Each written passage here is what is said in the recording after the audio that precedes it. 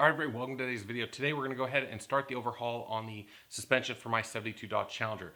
Now the first thing you need to do, once you get the car in the area that you're going to work on it, you need to go ahead and measure the ride height. And the best way to do that is to measure from the middle of the wheel well down to the ground. And so for me right now, it looks like about 24.5 inches. So we'll go ahead and we'll write that down, because after we get everything installed and go to adjust the torsion bars to the ride height, we'll need to know roughly what height we want the car to be sitting at, so that way it's easier to go ahead and get that final adjustment.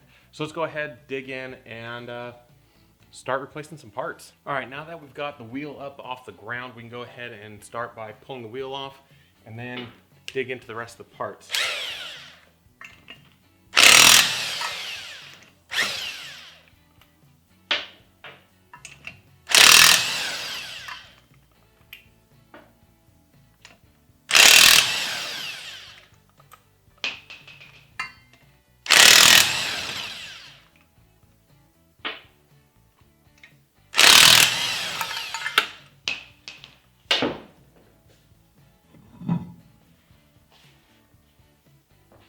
All right, now one thing I definitely recommend that everybody do when they're working on these old cars is get the factory service manuals. These are the manuals that the dealers used when these cars were new to work on them. And so I've got mine here for the 72 Challengers. You can see it's a little worse for wear. I mean, this one is an original from 1972. When I got that one, they weren't reproducing the manuals like they do now. So you can go ahead and order a brand new reproduction manual from like year one and be ready to go. Now, each of the components that I ordered, like the upper control arms, lower control arms, dynamic strut rods, and the torsion bars, all came with new instruction sheets that are pretty detailed, and we'll see if they're detailed enough when we go through and replace all the components here. So, but between the instruction sheets and the factory service manual, I should be good to go on replacing all of these parts without any troubles. All right, so now we've got the front wheel off, go ahead and take a look at the suspension. We can see that the strut rod bushings are shot, the sway bar bushings are shot, the end links are shot, and the upper and lower control arm bushings, they're okay. I replaced them less than 10 years ago, but still. Got new control arms, so we're gonna go ahead and get everything brand new there. And then the ball joints, the lower ball joints and upper ball joints, they seem to be okay, but the lower ball joints we went ahead and put on this car 20 plus years ago when I first got the car running, so I went ahead and ordered new lower ball joints to go ahead and replace those. And then the upper ball joints, new ones come with the QA1 upper control arms, so everything's going to go ahead and be brand new. So the first things we got to do now that we've got the wheel off and suspension exposed is first we got to put a little bit of pressure on the suspension, so that way we can remove the anti-droop bushing here that's a stop on the lower control arm, so that way we can get the suspension at a fully decompressed state. And then after that, we'll go ahead and pull the front sway bar out and start taking the rest of the parts out. Let's go ahead and dive right into it.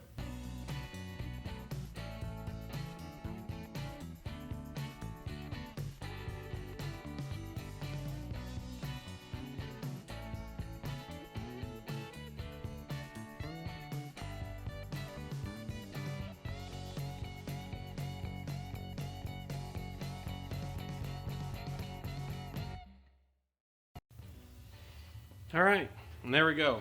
Now this one, of course, being an original one, and you can definitely see it's got some cracks in it.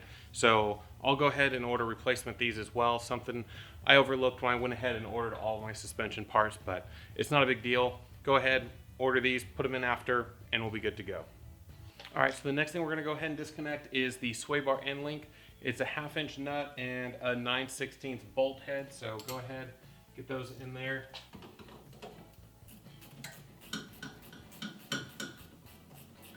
I know this one's a little harder for you guys to see because the brake rotor's in the way. I put the camera on the other side for you, but unfortunately the Viper's in the way there and I can't put it in there, so.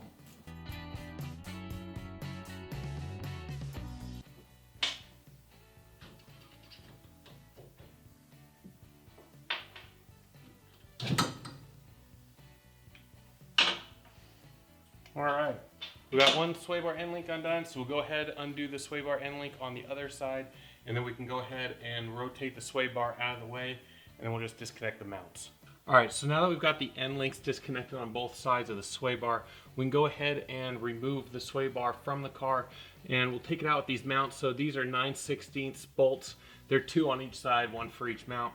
So we'll go ahead, get those removed, and then we can go ahead and pull this factory sway bar out of here.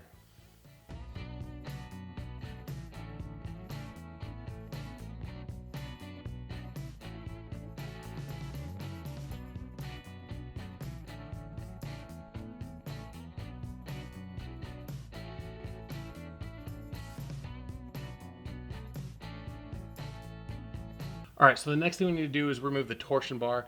And then to do that, first thing we have to do is back off the adjusting bolt here. Normally, I would say go ahead and count the number of turns that you do on this to give you a nice base point for when you put everything back together for your new settings. But since I'm putting new torsion bars in here with a much heavier spring rate, that really doesn't matter. Plus, of course, I've got all new hardware. So we're just gonna go ahead, drive it on out, and then pull this torsion bar out.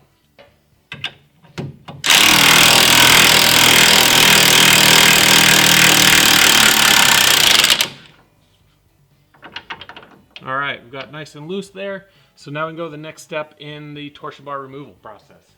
All right, so the next part on removing torsion bars, go ahead and remove this retaining clip here.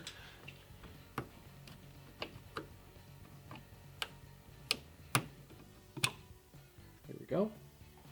All right, so once you've got the lower control and torsion bar adjusting bolt backed off and the rear torsion bar retaining clip removed, you can go ahead and remove the torsion bars. Now those can be a little bit tricky because they need to be driven out of the car. And so places like Mancini Racing offer these tools that work out perfectly for this application. You want these, go ahead and just clamp onto the torsion bar, you tighten them down, and then just beat on this surface with a hammer and just drive it on out.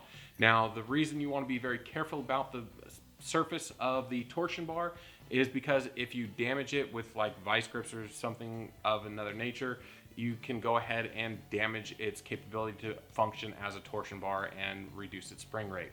So that's why you want to go ahead and use these special tools, especially if you're going to be reusing torsion bars. Of course, if you're tossing the torsion bars, then it really doesn't matter. Another thing to consider, if you are reusing torsion bars or saving them for a later date, you're going to want to go ahead and mark them left and right, so that way you don't get them mixed up when you go to put them back in. And the reason for that is if you put them in the opposite side from what you've removed them from, you could end up with a situation where the front end will start to droop because it's built up the memory and set up to have the spring rate twist in a certain direction, and now when you have it in the opposite side, it's twisting in the opposite direction. So the next thing we're going to go ahead and remove, now that we've got the torsion bar out on this driver's side, is do something a little simpler. We're going to go ahead and remove these tie rods and the tie rod adjusting sleeve, and then we'll go from there. The first thing we got to do to remove these tie rods is go ahead and remove these old cotter pins. Go ahead, bend those out of the way.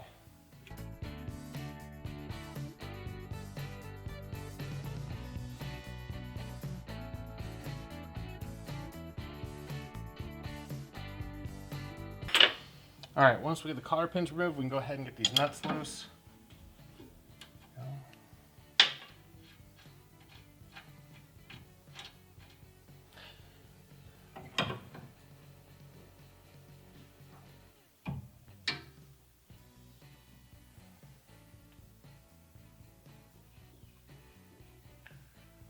All right, and you don't want to remove the nuts yet, because what you want to do now to separate them is use a pickle fork.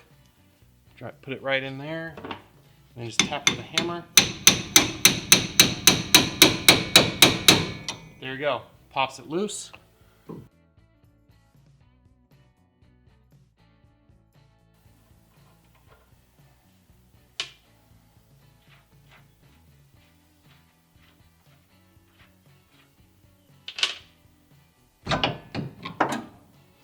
And there we go. Got the tie rods out. All right, so as you can see, things have escalated a little bit over here, and unfortunately I didn't film them.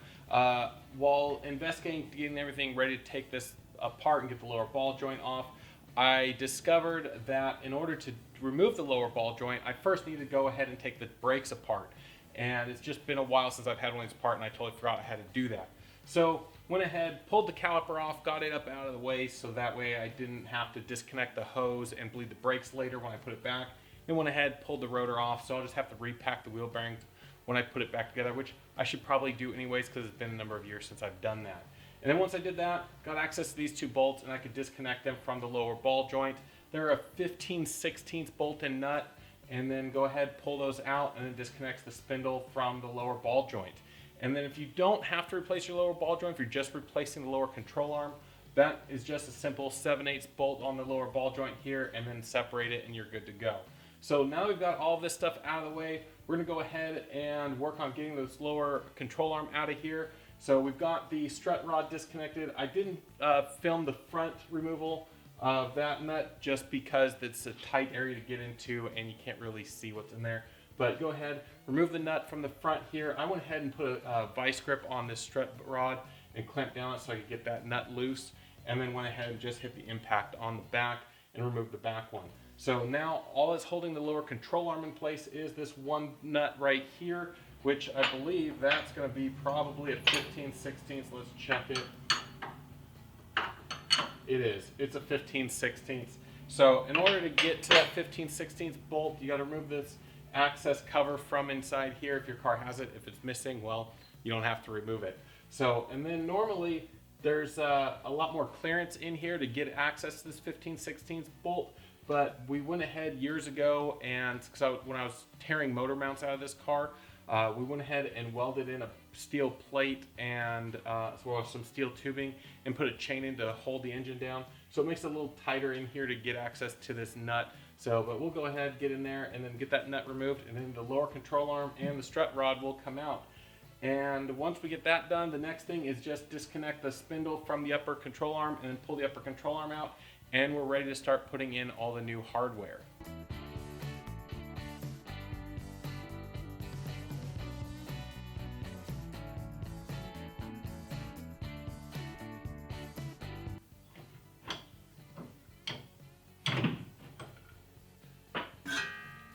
All right, and just like that, we've got the lower control arm and factory strut rod out of the car.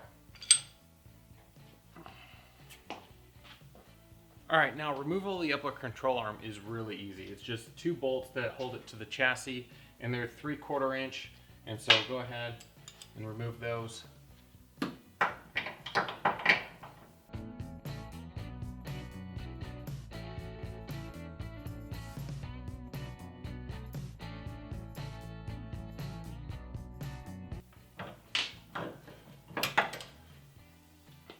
All right, so I got the first nut taken care of. I got to pull that bolt out. I did forget to mention that there is an access cover plate that you need to remove to be able to get access to the front upper control arm bolt, and it's held on with two 5/16 bolts.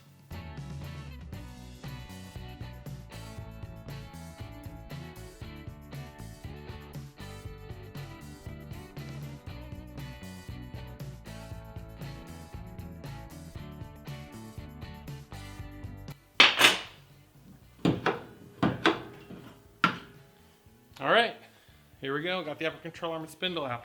So now I'll separate the spindle from the upper control arm, and we're ready to start putting all the new hardware in, I think. All right, and that's gonna be a wrap for today. That's basically everything you need to disassemble the entire front suspension on your E-Body Mopar. Now we just did the driver's side today. We still have the passenger side to do, but we're gonna do that after we reassemble the driver's side with all the new hardware. Now, unfortunately, I didn't get to go and put the car back together today. We're gonna have to save that for another day and another video for you guys. Just ran out of time today, and things took a little longer than expected.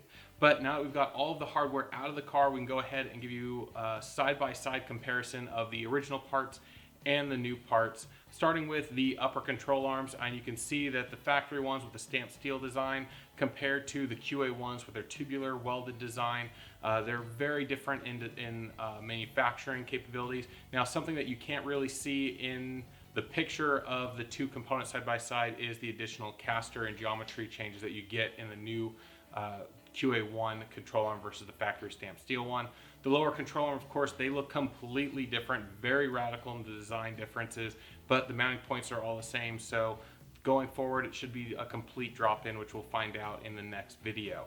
And then the tie rods and the tie rod adjusting sleeve, you can see they are completely different. The new one being a seamless tube and larger diameter, 11/16 versus 9/16, is definitely a lot sturdier and it's going to work really well in this application.